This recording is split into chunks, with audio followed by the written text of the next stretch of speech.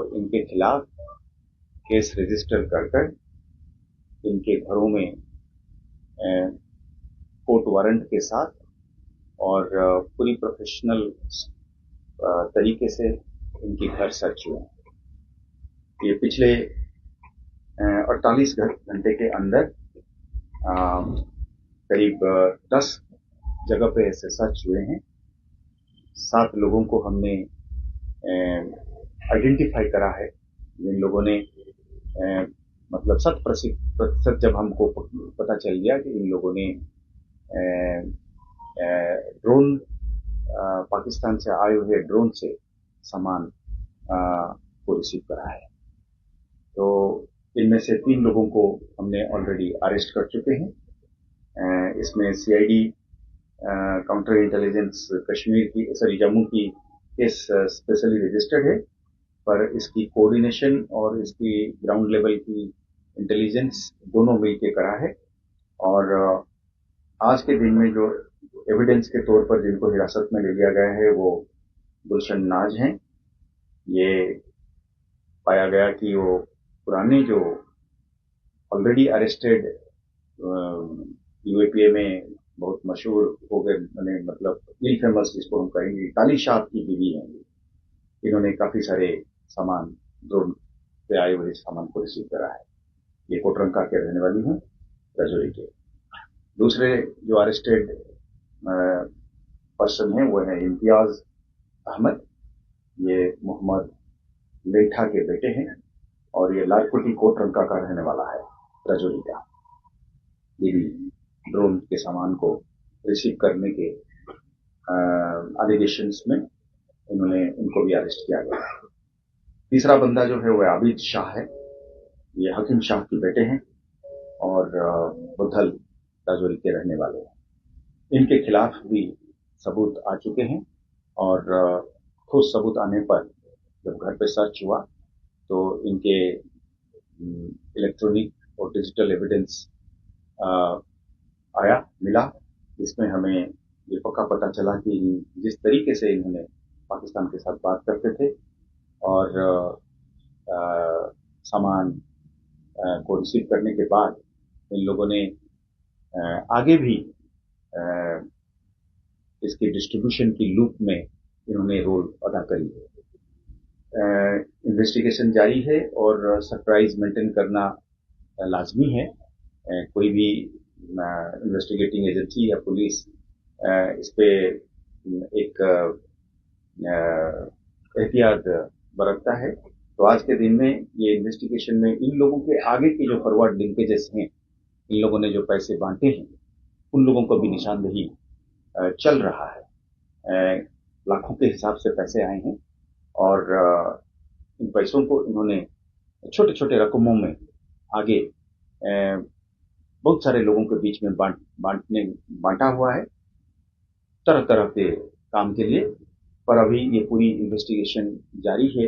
इसको पैसे किस लिए दिया गया है, ये इन्वेस्टिगेशन की अभी भी सब्जेक्ट मैटर है। तो शॉर्टली मैं रिपीट करूंगा कि इसमें ये सारा जो इसमें OGW की कैटेगरी में ये लोग आएंगे, ये लोगों को चलाने वाला मास्टरमाइंड जो है वो मोहम्मद कासिम है, अलियास सलमान अलियास सुलेमान, इसी तरीके के नाम से जाना जाता है।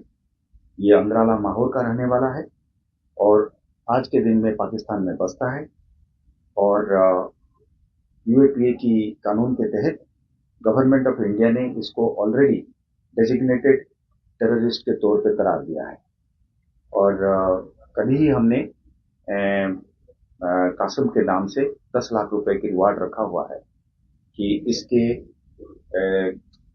सारे करतूत के बारे में और इसके साथ तमाम लोग जो मुलव्वस है इसकी नेट में, क्योंकि ये एक मास्टरमाइंड के तौर पे उभर के आ रहा है कि राजौरी और पुंछ में भारी पैमाने पे हथियार भेजना, गोला बारूद भेजना, पैसे भेजने, कैश भेजने, नारकोटिक्स, इस सब की जो है नेटवर्किंग कासिम ने चला रखा है। और उसके आगे जो बंदे हैं वो भी दो तरीके के हैं, एक ए लेवल के OGWs हैं, फिर आगे इन लोगों ने फिर और बनाते हैं उनके आगे फॉरवर्ड लिंकेजेस के नाम से जिसको हम कहते हैं। तो एलईटी का लीडर है मोहम्मद कासिम, और उसका नाम बहुत सारे प्रीवियस टेरर इंसिडेंट्स में रिफ्लेक्ट हो चुका है। जो पिलीग्रिम्स की बस में जो ब्लास्ट हुआ था कटरा में, इसमें मास्टरमाइंड मोहम्मद कासिम था। उसी की भेजे गए आईडी से ये ब्लास्ट हुआ था। जो नरवाल में ब्लास्ट हुआ था पिछले दिनों में, वो भी कासिम की प्लानिंग और एग्जीक्यूशन थी। और अभी भी वो लगातार इलाके में वल्नरेबल यंग पर्सन्स को, नौजवान लोगों को बरगला के VoIP मैसेजिंग एप्लीकेशन सिस्टम की गलत इस्तेमाल करके, VPN को गलत इस्तेमाल करके, यानी कि जैसे व्हाट्सएप, टेलीग्राम हो गया, या और उसी कैटेगरी में जितने मैसेजिंग सर्विसेज है एंड टू एंड इंक्रिप्शन वाला, उसकी इस्तेमाल करके, VPN की इस्तेमाल करके इसने बहुत सारे लोगों को बरगला करने की कोशिश करी है। कई सारी जगह पे हमने देखा है कि लोगों ने उसकी जाल में आने से अपने को बचाया है, और कई सारे जो है उसकी जाल में फंसे हैं। तो इलेक्शन की दौरे में जब इलेक्शन की प्रोसेस चालू हो गया है, अब रैलीज होने लगे हैं और कैंपेनिंग एक और जोर पकड़ रही है। कैंडिडेट्स ऐलान हो रहे हैं, उनके आगे पार्टीज की फंक्शनरीज ने इलेक्शनरिंग और कैंपेनिंग में आगे बढ़ रहे हैं। ऐसे हालात में कासिम और कासिम की गैंग को पर्दाफाश करना और उनको कानून के दायरे में लाना और उनको और उनके आगे जो है उनको इन्वेस्टिगेशन के दायरे में लाना हमारे लिए एक बहुत बड़ा अचीवमेंट है। और इलेक्शन की प्रोसेसेस को सुरक्षित रखने में ये हम समझते हैं कि ये एक बड़ा अहम स्टेप है, खासकर राजौरी पुंछ इलाके के लिए। और हम सीनियर लेवल पे जे.एंड.के पुलिस की लीडरशिप ये समझती है कि ये एक ऐसा, हमारा अभी तक की इन्वेस्टिगेशन से हमको ये प्रतीत होता है कि ये कंटिन्यूअसली कोशिश करते हैं यंगस्टर्स को किसी ना किसी तरीके से इनको कांटेक्ट करके कुछ लालच, कुछ प्रोपागेंडा और कुछ मिलीजुली से इनको प्रलोभित करके इनको अपने दायरे में लाए। हमारा रिक्वेस्ट ये रहेगा कि हम बहुत भारी पैमाने पे ये जो एप्लीकेशन से पाकिस्तान बात करने का, इसके ऊपर सर्वेलेंस हमारा बहुत गहरा हो चुकी है। अब हम माता पिता से भी रिक्वेस्ट करेंगे,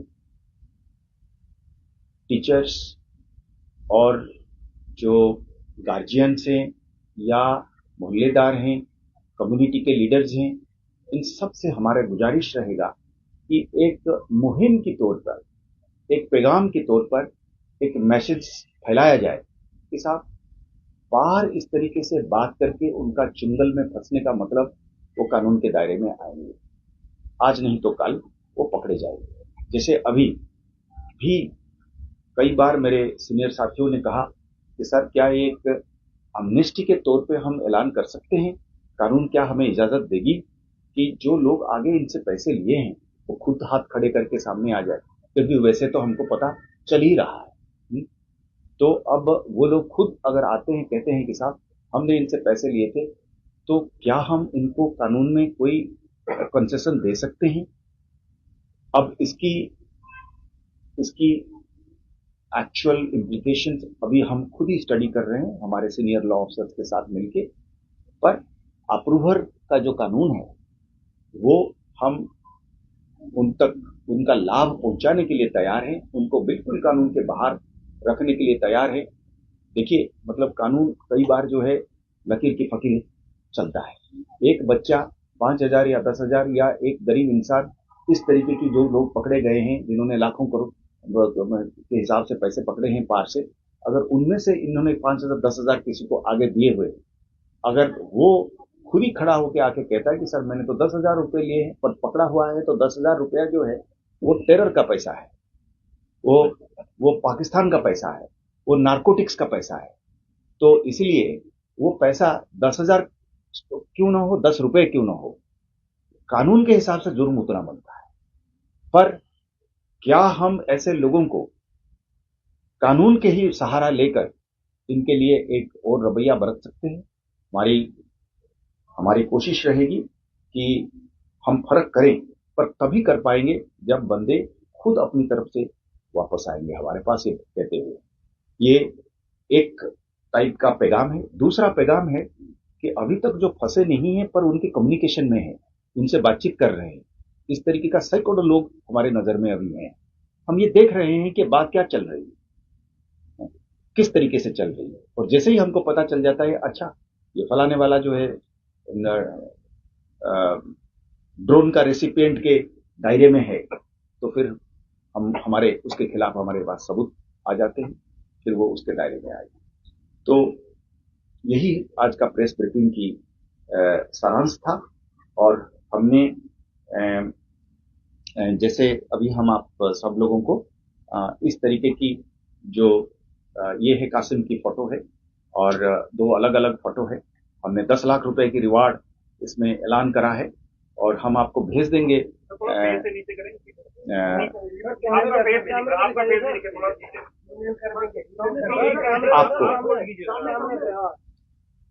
आपको हम ये ईमेल कर देंगे और इसमें हम मीडिया में और प्रिंट मीडिया में भी इसको देंगे। तो आप सब लोगों को इसमें हम अलग से व्हाट्सएप की ग्रुप जो होगी हमारी या ईमेल की ग्रुप होगी, हम आपको इसमें कर देंगे। तो ये है मास्टरमाइंड, और हम इस तरीके की सारे जितने मास्टरमाइंड हैं हमने सब इन लोगों के ऊपर नजर रखे हुए हैं, और इनके साथ सारे जो डायरेक्टली और इनडायरेक्टली भी बात करते हैं 2 स्टेप में, ये सब कानून के जद में आएंगे। तो हमारी रिक्वेस्ट रहेगा कि ये एक सिक्योरिटी मैसेज अपने नौजवान तक पहुंचे कि इस तरीके के लोगों के साथ मतलब बिल्कुल कोई भी गुफ्तगू, कोई भी रास्ता किसी भी तरीके से न रखा जाए। Thank you. जय हिंद। सर रिकवरी इसमें कुछ है क्या? 3 लोग पकड़े गए हैं और what we can expect in next few days और अरेस्ट हो सकते हैं? ऑलरेडी 3 लोग अरेस्ट हो चुके हैं और रिकवरीज में पैसे कुछ पैसे उनसे मिले हैं जो उसको एक्सप्लेन नहीं कर पा रहे हैं अभी, पर उससे ज्यादा क्योंकि इन्होंने अपनी पैसे वगैरह वो जो है वो बांट रखे हैं पहले से, और उससे ज्यादा जो है वो इलेक्ट्रॉनिक और डिजिटल एविडेंस उनके खिलाफ बहुत मजबूत तरीके से हमारे पास है कि ये उनसे बात करते हैं। जी सर ये जो पैसे भेजे जा रहे थे सर, इसका पर्पस क्या था? पैसे देने का कोई सबूताज one at a time. Sir जो पैसे डिस्ट्रीब्यूट किए जा रहे थे उसका पर्पस क्या था? क्या उन लोगों को इसलिए दिया जा रहा था कि कोई सबवर्सिव एक्टिविटी को कैरी आउट करना? रीजन क्या था सर पैसे देने का? देखिए ऐसा है, अभी it is still a matter of investigation. However जो इनिशियल इंडिकेशन और इनिशियल क्लूज आए हैं वो ये हैं कि ये लोग एक wide range of support base तैयार करते हैं अपना लॉजिस्टिक्स को आगे करने के लिए। जैसे किसी से सिम कार्ड हासिल करनी है तो पहले पैसे दे के रखो, जैसे किसी से गाड़ी यहां से वहां तक ले जाना है उसको पैसे दे के रखो, घर पे हार्बरिंग करना है, छिपाना है, ऑलरेडी छिपाया हुआ है वो इन्वेस्टिगेशन में आया तो उसको कंपेंसेशन दे रहे हैं, किसी की बंदा ऑलरेडी जेल में है उसकी वकालत की खर्चा देनी है तो ये पैसा वहीं से आ रहा है। इस तरीके का आइटम्स जैसे मैंने आपको कहा ये सब इन्वेस्टिगेशन में अभी आ रहे हैं एक एक करके। तो जो 3 लोग अरेस्ट हुए हैं और 7 आइडेंटिफाई हुए हैं, क्या उनमें से कोई ऐसा पाया गया है कि जो कि किसी सरकारी नौकरी में हो, सरकार के काम करता?